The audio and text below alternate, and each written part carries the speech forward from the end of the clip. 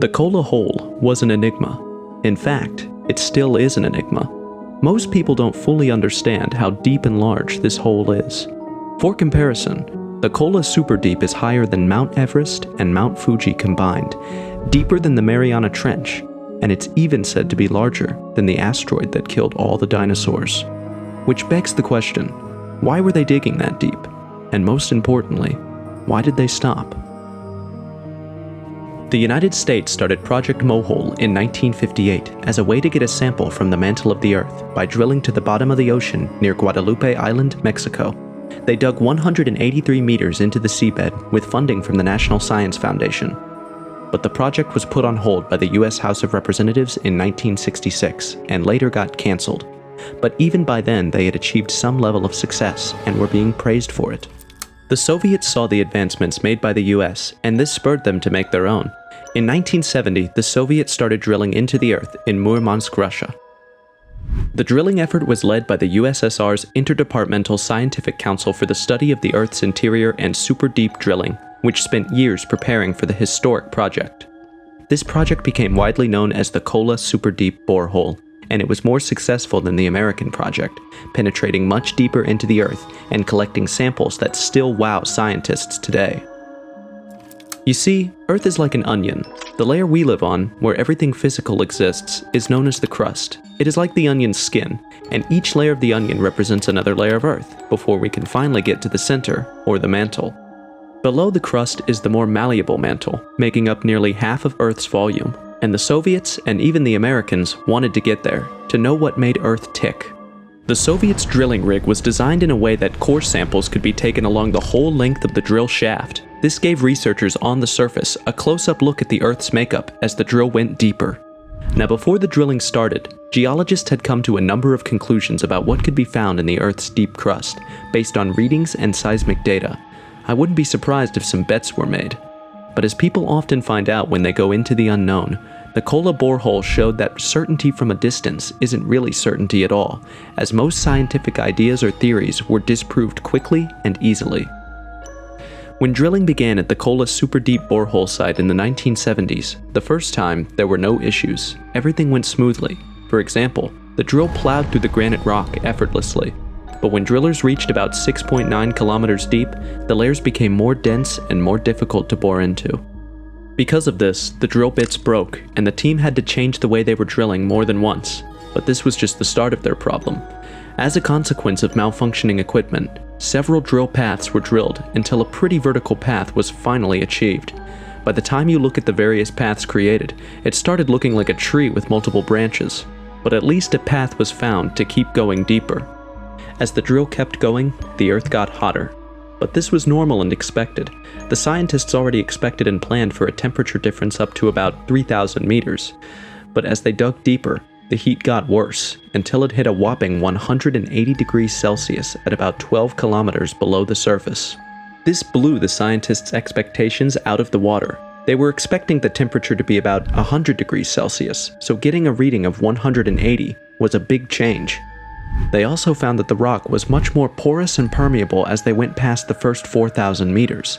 That, along with the very high temperatures, made the rock act more like a plastic than a solid, which made it almost impossible to drill. This was something no one had ever seen or even thought of before. The experiment done by the Americans in 1966 didn't reveal any of this. Scientists were also expecting layers of basalt at about 7 kilometers deep, but they were never found during the drilling process. In fact, no layers of basalt were found at any level. Instead of basalt, they found more granites, and they were deeper than expected. And as if that was not intriguing and confusing enough, another surprising discovery was made. They found a small pool of water 3 to 6 kilometers below the surface. It had seeped up through the granite until it hit a layer of rock that couldn't let water through. And this water did not evaporate on its own at any depth, despite the scorching temperature. This was mind-blowing. Also, 6 kilometers below the surface, tiny remains of plankton were found, indicating signs of life, and these single-cell marine organisms date back 2 billion years. It got to a point that every time they drilled a hole, they found something unexpected. But all these achievements didn't come easily. As they drilled deeper into the crust, the rate of accidents increased. The worst one happened after a team took a break to attend the International Geological Congress in Moscow on September 27, 1984. When they returned to work, it was the worst day in the history of the Kola superdeep. When they stopped drilling, some of the walls that weren't fixed with a cemented steel pipe became deformed before finally collapsing. And just like that, 5 years of work went down the drain. In 1995, there was an explosion at the deepest part of the well that no one could explain. The digging had to be stopped because of it, and the cause has never been found. With all these accidents and dead ends, it would take another 6 years before they could reach the record-breaking depth of 12 kilometers. Despite all these discoveries, accidents, and groundbreaking depth, you wouldn't believe that they only reach like 0.2% of the Earth. A depth that could hold 2 mountains was literally the surface level of Earth. It didn't even reach half of the crust's thickness, which itself is very thin on a planetary scale, especially when compared to the almost 3,000 kilometer thick mantle below. Scientists working at the well had hoped to reach the core or mantle at least, but it would have taken another 30 or 40 kilometers. After a few more accidents, people started giving up on going any deeper. From an engineering point of view, it looked like the Earth no longer wanted to reveal its secrets. The scientists wanted to keep drilling, but their drilling tools couldn't handle these temperatures, and even though they kept going until 1992, the Soviets never got any deeper than the depth they reached in 1989. Drillers had to give up because they weren't able to reach their 15.3 kilometer goal. In 2005, the drill site was closed for good, and the hole was covered. Now, the official story was a lack of funds and technical problems. Some even say it's because the Soviet Union became defunct, and as such, no one nation could fund the gigantic project, which has traces of truth in it. But there's another reason that made them quickly shut the hole, and why despite the improvement we have in technology, is also why no one will ever go back there again. The actual truth is that they stumbled upon something that stunned and sent shivers to everyone who was present. Rumor has it that the discovery was so disturbing that some of the scientists who witnessed it went insane for the rest of their lives. There is one urban legend in particular that creeps out a lot of people when it comes to the Kola superdeep. According to legend, the scientists lowered some equipment to investigate the cavity where the drill had penetrated. They also lowered a microphone and recorded some sounds before it melted. They brought the equipment back to the surface and assessed it, especially the recording file, and what they discovered or heard terrified them to the point that most of the workers quit that day. We have the audio recording of what was heard, and I must warn you, it does sound disturbing. Make sure you turn on the lights or be in a brightly lit room. Here it goes.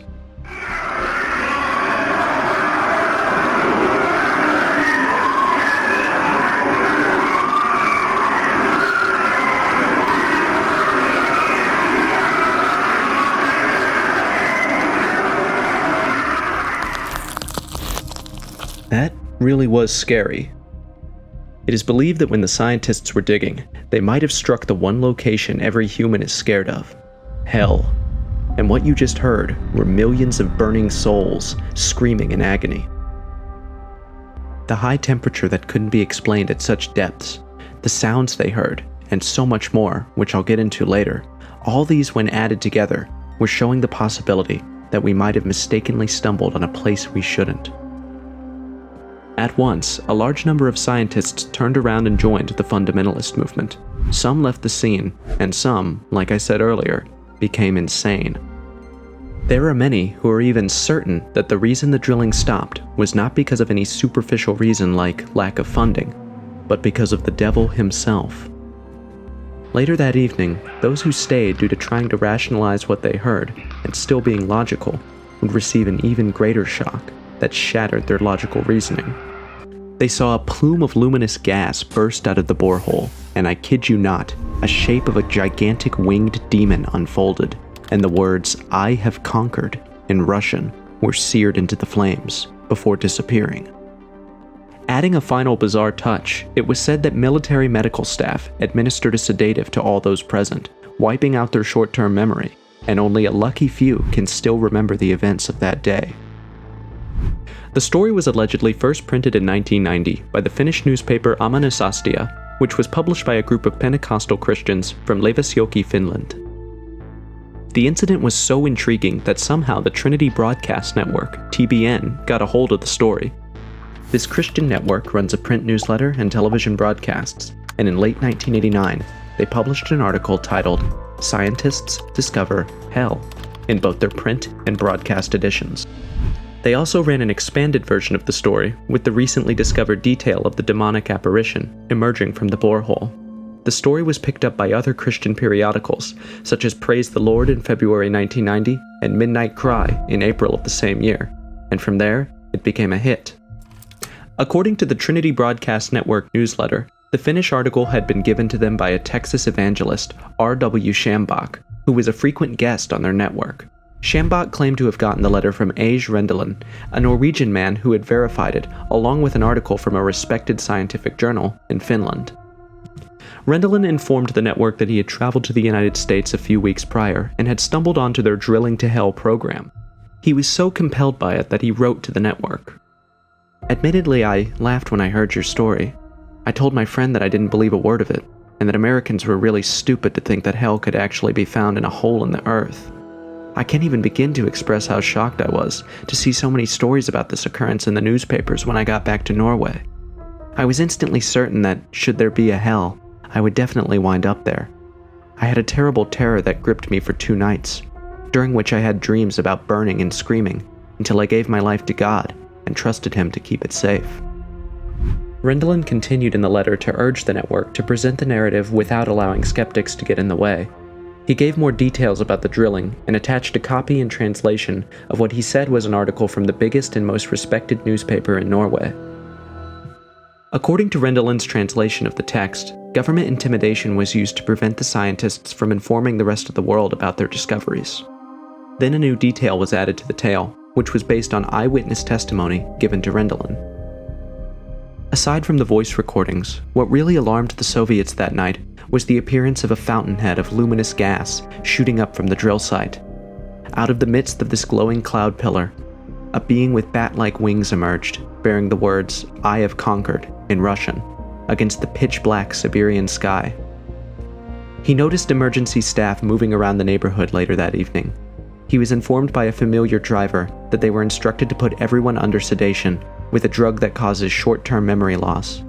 This medication is used by the Soviets to treat shock sufferers.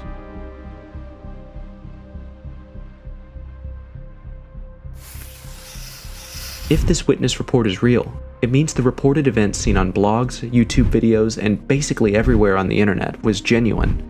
This added some sort of authenticity to the claim. Despite this being the center of attraction for everyone, this wasn't the only weird thing happening at the site. Of course, I've talked about the temperature reaching 180 degrees Celsius, which baffled scientists, but there was also the disappearance of drilling equipment. During the project, a number of drilling equipment items were reported missing or unaccounted for. While some have theorized that the severe conditions at the bottom of the pit may have contributed to these losses, others have hypothesized that something darker, like interference from subterranean civilizations, or even otherworldly forces, may have been to blame. Also, the Kola superdeep was drilled for more than 20 years, but the scientists were never able to reach the bottom, giving it the name the bottomless pit, and some people think this could be a passage to an alternate dimension. People all around the world are still fascinated by the mysterious happenings and unexplained phenomena connected to the project. And despite the important knowledge that was obtained throughout the drilling procedure, one of the biggest mysteries that still remains is the exact nature of the Kola superdeep borehole. Then you now find water that exists under conditions it shouldn't? Even Christians have some theories to add to all this. They believe that the water found in the Kola superdeep is another proof of the flood in the Bible. Northwestern University scientists discovered that 1.5% of the rocks they studied were made of mantle material, which is derived from volcanoes. Further research led them to conclude that the amount of water beneath the Earth's crust is 3 times more than that of the world's oceans.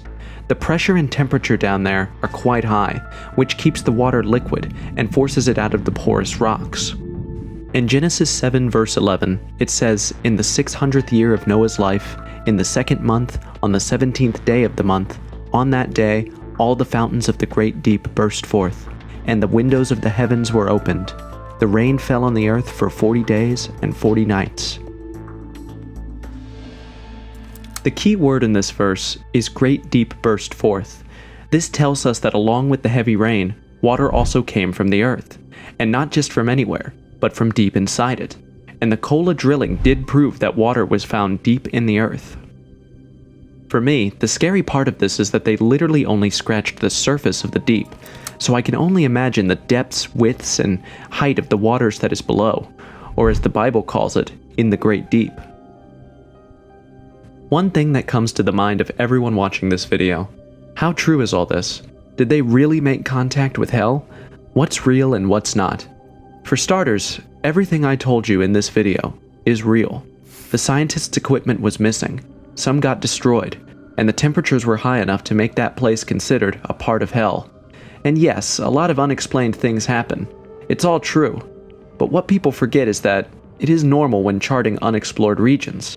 Navigating unexplored regions is the one time we're all wrong and lucky to be right. It's like playing a new game.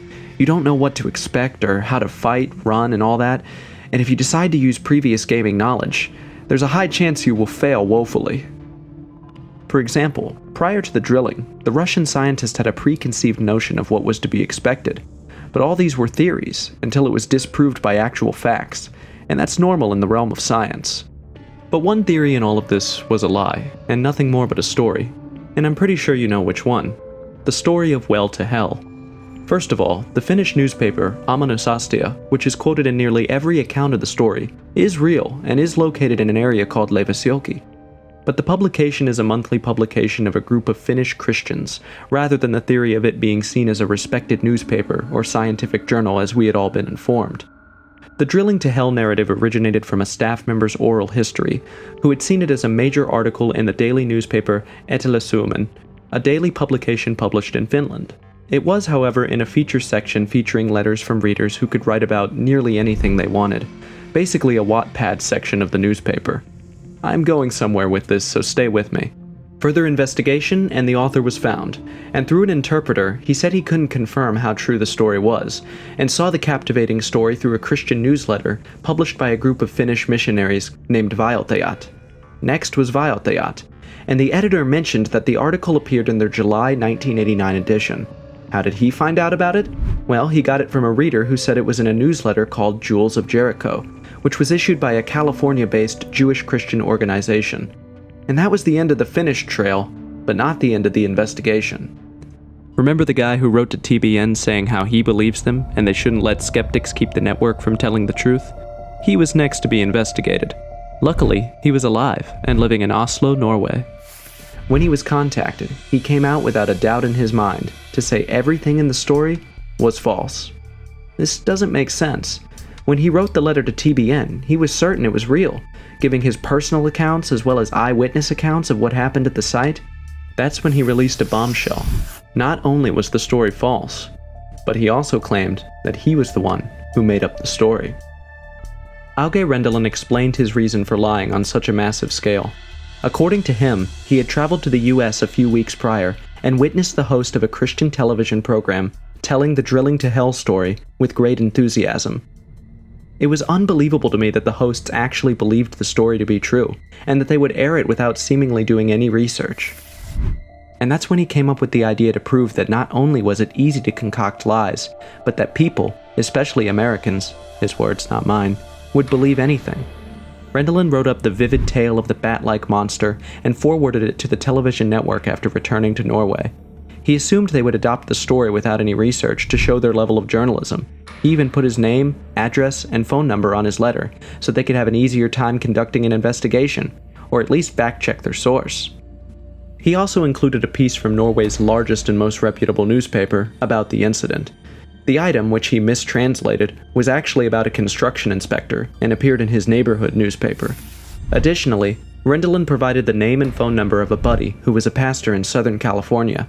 The pastor was aware of the hoax and was ready to provide the real story if someone had just asked.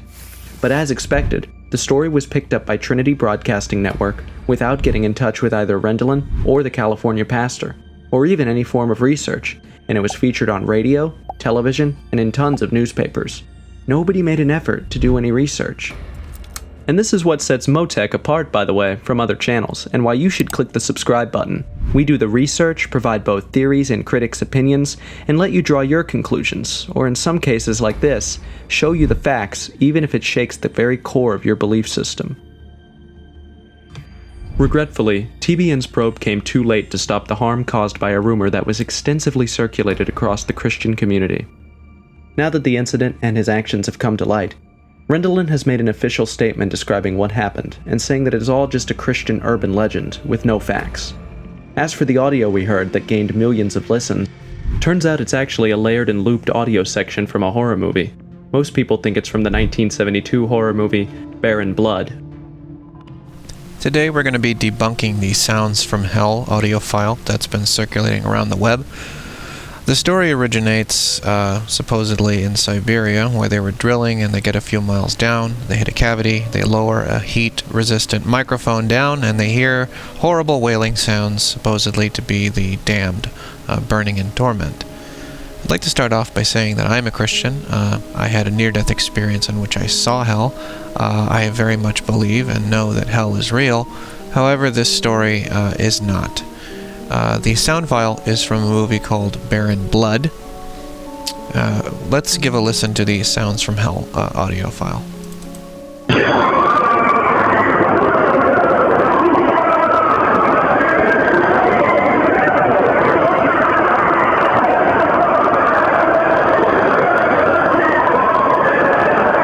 That's enough of that. Now let's listen to the Blood Baron. With a little imagination, you should be able to envision the torches and hear the screams that echoed through here.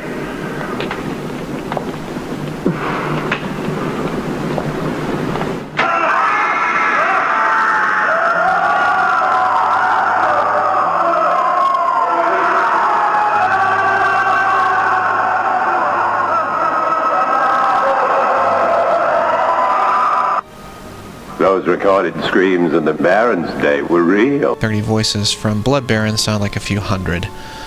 But in case you're not convinced, we're going to listen to them both together. This is the original Sounds from Hell file.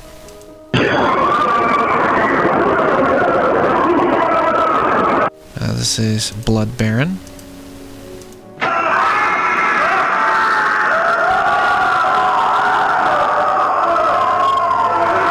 I know what you're thinking, they don't sound the same, but let's listen to them together and see if there's anything that stands out or that is glaringly different.